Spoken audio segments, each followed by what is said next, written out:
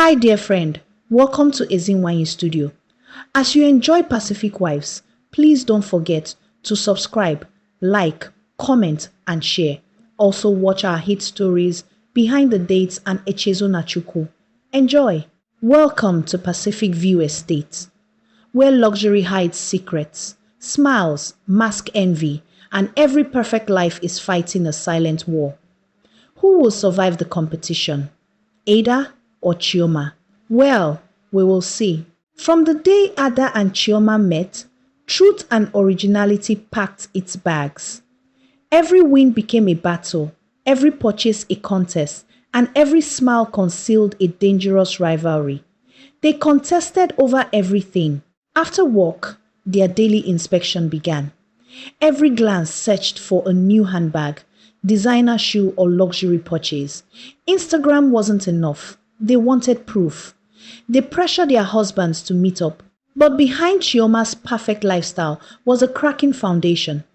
Williams was close to losing his job after failing to meet his company's performance targets. He was under a lot of pressure. Chioma snapped, "Not again, Williams. Please don't tell me you're still missing targets. We live in Pacific View Estate. Don't you ruin my reputation. Step up. I am not going back to the mainland." Ada returned home to another disaster. Their bedroom was a mess. Bills kept piling up, and years had passed without George closing a single real estate deal. She had pressured him to go into real estate. Ada interrupted his call loudly. "George, can you clean this room? You're always on calls, yet no money is coming in. I live in Pacific View Estate.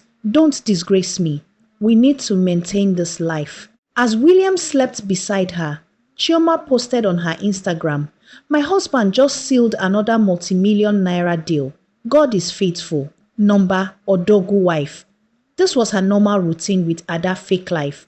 While doing the laundry, Ada saw Chioma's post and scoffed, "We'll see." Behind her, George silently emptied another bottle, crushed by life's pressure. He didn't want this life. He was tired. The next morning, Ada staged another show. She ordered herself a Gucci bag, screamed with excitement, making sure Chioma believed George had surprised his Odogu wife. "Get yourself a man like mine."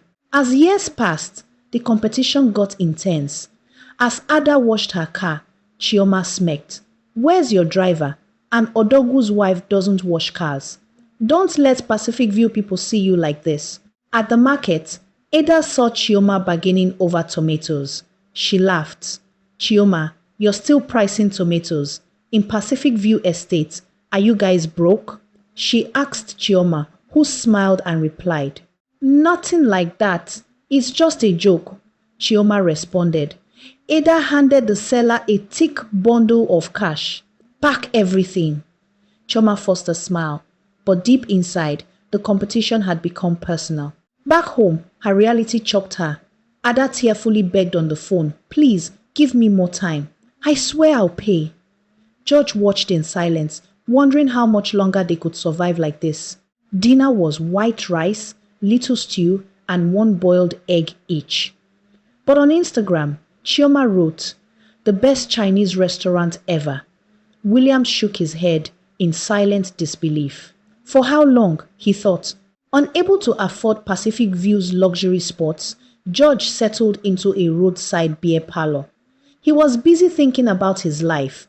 There, fate brought Williams to the same spot, their eyes locked. Over cold bottles, they confessed the truth. "This life is choking us. Would rather live simply than keep pretending every day. These women don't even make it easy. We are in serious debt." As they shared their hearts, they laughed at their wives' fake lifestyles. Chinese restaurant today, Gucci tomorrow. Yet we know who really paid the bills. They continued as they laughed harder. Meanwhile, Chioma's glamorous fabric store hid a secret. Every expensive fabric belonged to a Chinese supplier she was yet to pay. She puts on this fake font to attract rich clients as Odogu's wife. Spotting a wealthy customer, Chioma smiled. "Fresh from India, premium fabrics you won't find anywhere else." Confidence was all she had left. She boasted about having met the woman somewhere. Ada walked into Ada Bakes and Treats. Sales were poor, prices were high, and workers hadn't received salaries for 3 months. Yet she must keep up the appearance. Money is not a problem. I will pay. As usual, Ada borrowed millions from a loan shark to fund her expensive lifestyle, using her bakery as collateral just to settle salaries and old debts. You know me, money is not a problem, she said. Sunday came. At Pacific View Church, everyone fought for the front rows. Image mattered more than peace of mind. Ada and Chioma dragged their husbands to the front row. After all, they were the Odogus. Dressed like royalty, both couples worshipped with smiles. Only they knew their luxury was built on debts, pressure, and borrowed money. They flaunted their expensive attires as they worshipped. Then came Thanksgiving. Fat envelopes filled their hands, but empty accounts filled their hearts. Appearance had become their greatest offering. The husbands had to pretend, but they hated this life. Finally, karma. Ada received a quit notice. 2 years of unpaid rent had finally caught up with them. She panicked. Hey, my God, my reputation is gone, she exclaimed, sitting down to catch her breath. In tears, Ada called George. Please come home. They've asked us to leave. I don't know what to do anymore. Do you know who we can borrow from? We need to pay this rent. I can't leave this estate.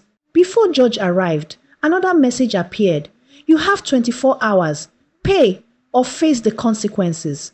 The loan shark was done waiting. Ada finally knew she was finished. She thought of what to do. George exploded. I give you 90% of my salary every month. What did all those loans buy? Designer clothes, fake status. This isn't the life I ever wanted. I can't live like this. We are leaving. The Chinese supplier arrived Chioma's shop. Pay by tomorrow or I lock this shop. Her perfect world began falling apart. Please, my customers are here. Reduce your voice. I will pay, she pleaded. After the shop was free, Chioma broke down. For the first time, she had no plan and nowhere to find the money. What do I do? My reputation is tarnished. My prestige, everything, she cried. The news spread quickly. Neighbors whispered, laughed, and mocked Chioma, the same woman they once admired. Odogu's wife in the mud, they muttered. The shame became unbearable. She needed to pay up. Ada tried selling her car to pay up the rent.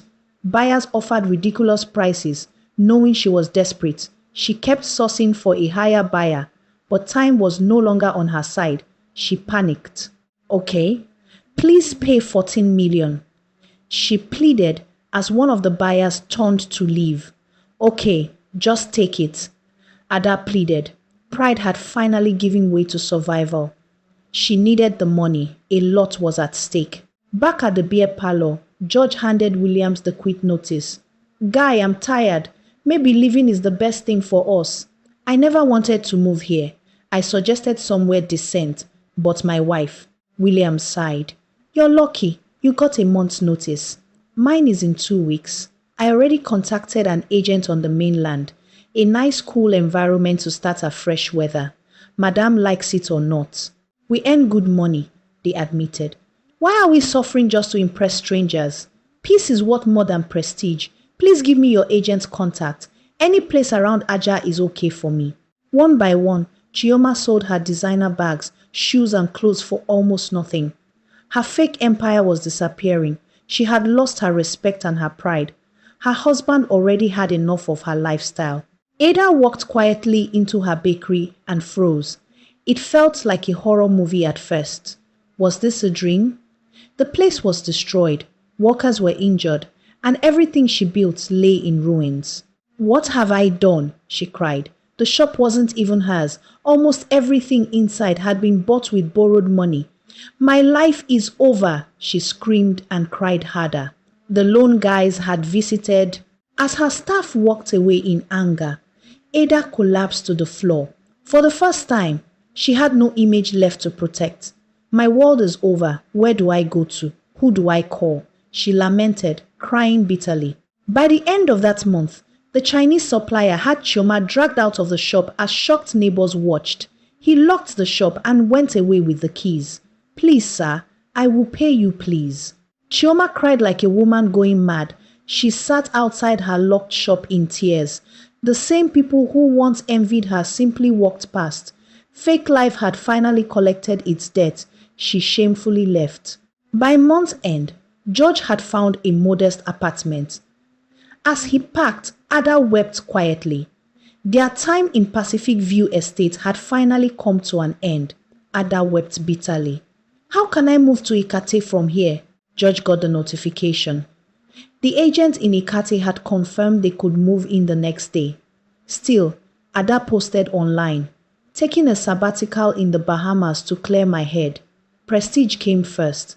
George saw Ada's post and burst into laughter. Bahamas? This woman won't kill me. Thank God we're finally leaving this fake life behind. He packed up the rest of their bags. No more pressure. Meanwhile, Williams and Chioma made their way through Palm Grove to their new apartment. He smiled with relief, but Chioma could only cry. Ada can never win, she murmured. It felt unreal to her. At their new neighborhood, Chioma looked around in disgust. Yet she posted, taking a break to spend quality time with my hobby. The performance continued. While Williams lived in their reality, relaxing in his cozy new home, George texted Williams, "How far, my brother? How is Ohio?" He couldn't stop laughing at Chioma's Instagram post. These women can never change. Williams replied, "Ohio is fine. What about Bahamas? These women no go kill us." Both men laughed, finally enjoying the peace they always wanted. No pressure, no performance, only peace. Contentment is gold, and peace is worth more than prestige. Live within your means. Pretense fades, but real life always surfaces. Enjoy this story, subscribe, like, comment, and share. Thank you.